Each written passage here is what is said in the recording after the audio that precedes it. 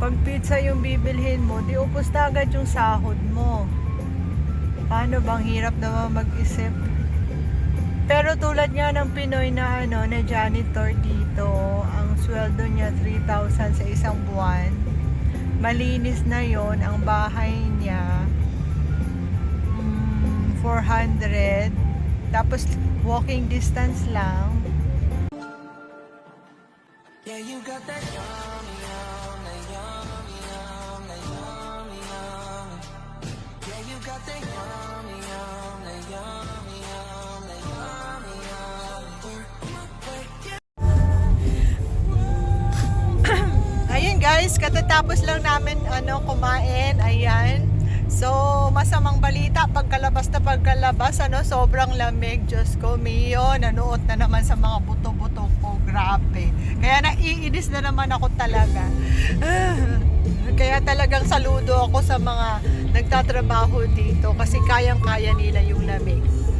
Ayan guys, 5:50 PM. Ayan. 5:50. Yung sasakyan namin nakahit. Yung mga upuan 30. Pero itong asawa ko, ang kulit, may hahanapin pa raw. Ayaw pa umuwi. Are you sure, honey? Yeah, I told him. I'm just saying that just to bug you. Yeah. I have no idea what you said. Remember? I told them that you don't want to go home. That might. Ayun, saan kayo pupunta? Ano ba itong pupuntahan namin, guys? Tingnan mo, kahit nasa loob ako sasakyan, nakabalot na ako. Kasi,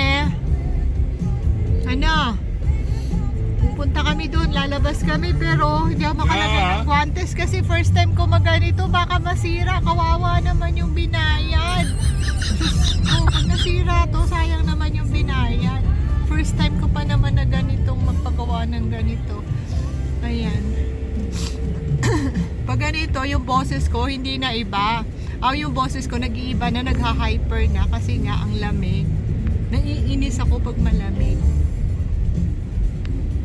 What's wieners? Wiener?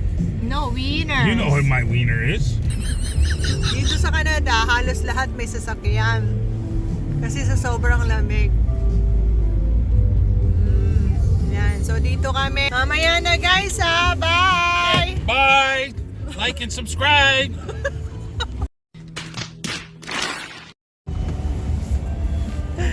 Bibili siya guys. Yan. Pupunta siya sa Petro Canada 7-Eleven. Hindi na ako bumaba. Hindi na ako bumaba kasi sobrang hindi ko na kaya yung lamig sa labas. Nakakaloka. Diyos ko, Mio. Sabi ko gusto ko uminom ng Coke, siya na lang bibili kasi hindi ko talaga kaya.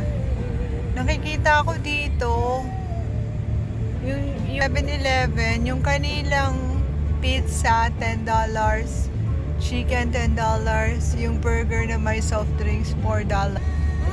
Not bad. Pag pizza yung bibilhin mo, di upos na agad yung sahod mo. Paano bang hirap naman mag-isip? Pero tulad nga ng Pinoy na na janitor dito, ang sweldo niya 3,000 sa isang buwan. Malinis na yon ang bahay niya. 400. Tapos walking distance lang. So, nakakaipon siya. Nung tinotal ko sa isang taon, kasi nagmamathematics ako, makakasahod ka rin sa isang taon, 2 taon, makakaipon ka rin ng 150 to 200,000. So not bad, 'di ba? Sa 2 taon meron kang 150 na ipon to 200,000. Mahirap gawin 'yan sa Pilipinas, guys. Kaya pag may opportunity, bata pa kayo, apply kayo dito, kayanin niyo na lang yung lamig. Yahoo! I have now my cola. Thank you, honey! Ayan. I got soda too. Thank you, honey. I love you. I want chup chup. Ayan, so Kung gusto nyo makapag-ipon ng 150 to 200,000 sa 2 taon, dito na kayo guys. Tiisin nyo na lang yung lamig, lalo na pag bata-bata kayo. Yan, magdamit na lang kayo ng ng panlamig pag pag winter, tapos magtipid kasi mabilis kayo makaipon. Ayan, pag may pangarap kayo sa buhay. Ganun. Ayun. So, dumaan lang kami pala dun sa mga TV. Gusto ni Happy makita, kaso yung hinahanap niya, ambisyoso to pagdating sa gamit eh. Ang hinahanap niya, wala doon. Parang yan na yung hotel namin, no? Yung hotel namin. Diyan ulit kami mag-hotel, yan, Premier. Alam ko dyan kami. Siguro iikot lang kami. Ayun, iikot nga kami. Nag-signal na nga si Happy. Ayun. So, hanggat nagtatrabaho pa siya, at may Chevrolet dyan, hanggat nagtatrabaho pa siya at nakaka-avail pa kami ng 50% na discount dito sa sa Premier Hotel, aba, tuloy na. Yan yung Premier Hotel dito. Yan. So dito na naman kami. Yan, sayang din yung 50%. So mamaya na ulit guys ha. Mag-honeymoon muna kami. Bye you! Bye!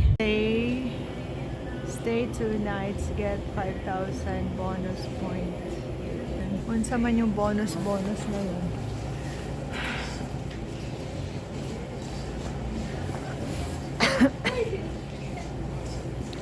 So maraming people dito.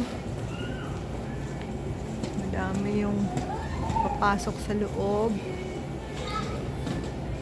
One eternity later. Yan guys, ang dami ko na namang kinuha. Kasi para sa aking aso. Honey, you have also a lot. Hi, honey! Like and subscribe.